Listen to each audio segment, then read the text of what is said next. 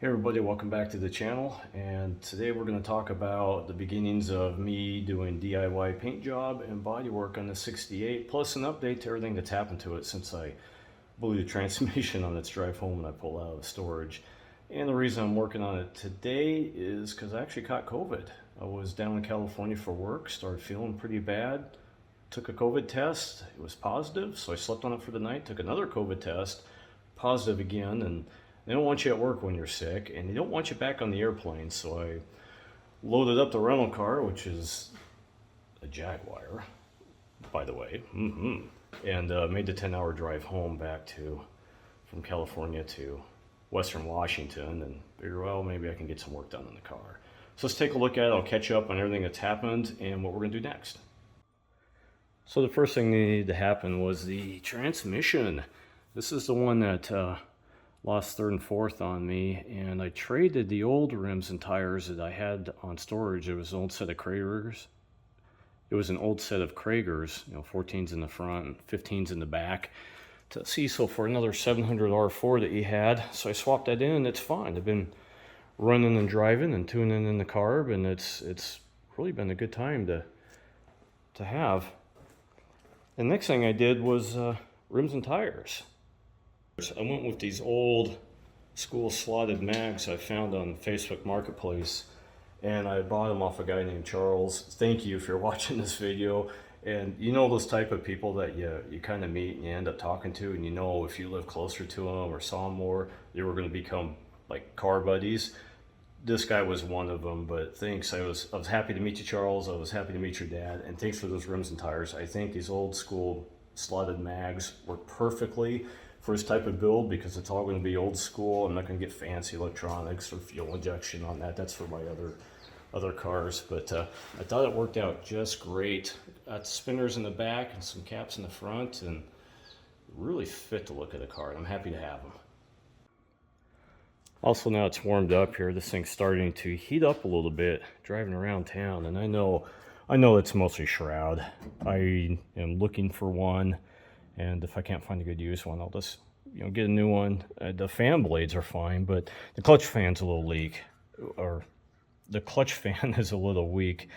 I mean, it's fine to be this loose when it's cold, but when it warms up, it's supposed to lock up, and that's just not happening. So I went and picked up another one, and I'll have to swap that on, and then I'll keep my eyes open for a shroud, and then I don't think I'm going to have any overheating problems after that. A good stock system with fixture blade fan and a good shroud, and you're done. I'm not running a high performance big block. I don't even have air conditioning or anything like that. I really thought about maybe going to like an electric fan setup, like a 2002 Ford Windstar. I've done that on a couple other Chevelles.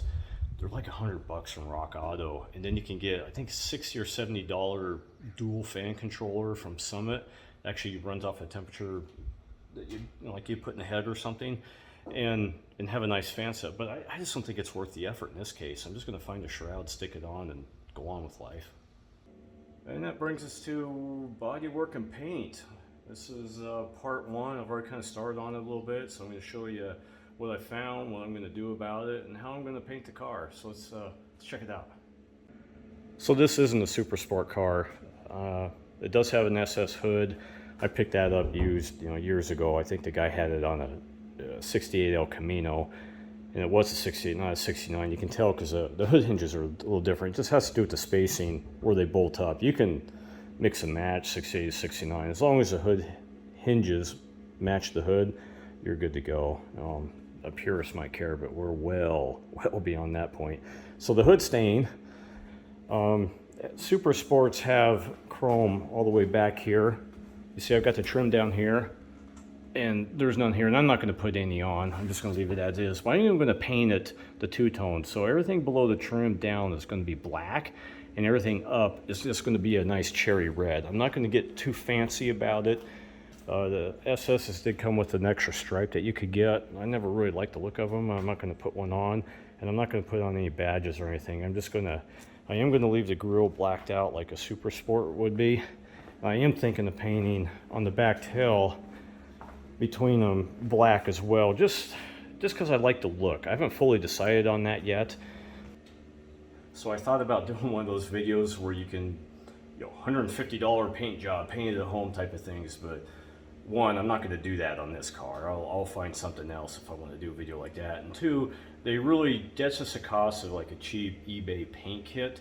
They don't include all the time and extra work it takes to really make it at least look semi-decent, such as sanding it down, this and that. And I realize some cases that's super cheap, but I am going to run my cost total for all this job, and I'll keep it down in the comments as it goes along, because I am kind of curious too how much I could do this for and still get a decent paint job. But I do have some body work to do, so let's take a look at that.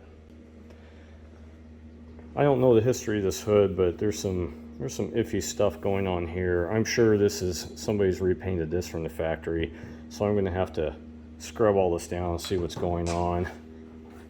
It's not going to be bad though. It feels pretty solid.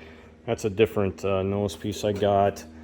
This fender will need a little bit of work down here. I got a couple of rust holes, so this is all going to have to come off. And I've got one weird kind of bump thing going on here. I got a couple holes to fill in. I'm going to not put the badges back on. I've decided I'm just going to leave it off, although that's staying because I like the looks of it. I got a little bit, I don't know if they had a mirror there or what, but I'm going to have to pull this out, fill that in and fix it, and then realign that a little bit. The rest of it's not too bad till you get back here. I got a little bit of rust here in the quarter. I'm just going to cut that out and rebuild that with some steel I've got laying around. And this did have a vinyl top on it, so I'm going to go in and weld in these holes, fix all that. And then I've already pulled out the back window, so I had a water leak. And the water leak was filling up the driver, right behind the driver's seat, but not in the front. I got a little bit in the front, but I actually found a huge amount of dirt and leaves shoved in the kick vent. So I cleaned all that out. I'm pretty convinced that was it. But back here, you know, you can get water leaks through your quarter window, but I couldn't find anything in there. If you look in there, you can see on the sail panel, I've got water damage there. And so figuring it was coming in, and and also when it gets wet, I got water that comes in the trunk on both sides, and these Chevelles are bad for that. You actually get a lot of rust down this corner, but now I've got it open. I found, if you look at this, the original weather stripping here was already pulled away, and I've got rust here. I think the water was just running right through here. So if we get into there, that's got surface rust, but that's solid. So I can definitely fix that. And I even looked at this side. Let's see. I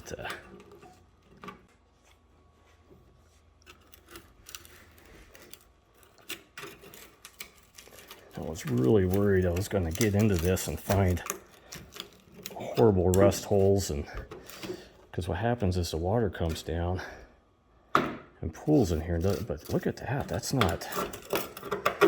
Jeez.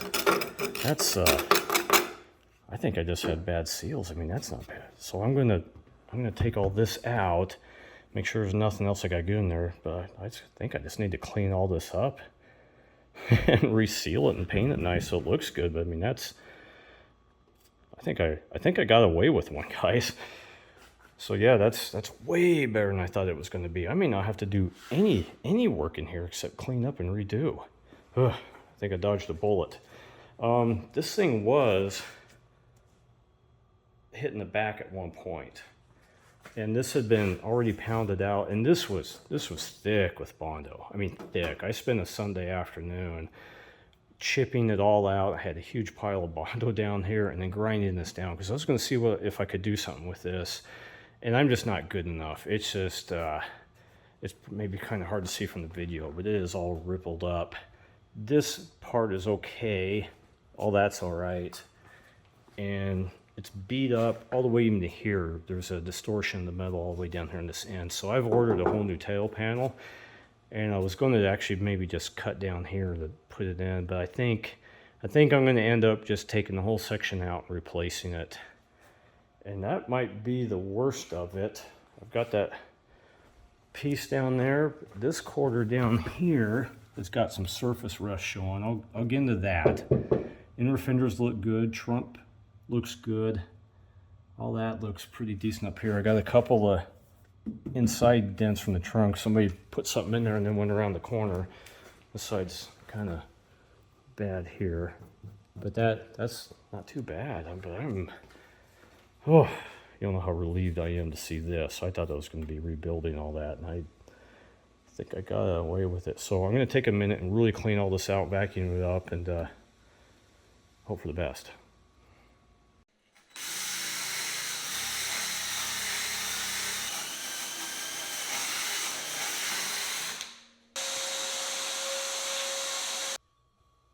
Well, I spoke too soon. I got rust. So let's take a look and see how bad it is. So this is the passenger side, or sorry, driver's side. It's not too bad. You can see there's a little bit of surface in here, but it's thin right here. That's going to have to be addressed. That's not going to fly.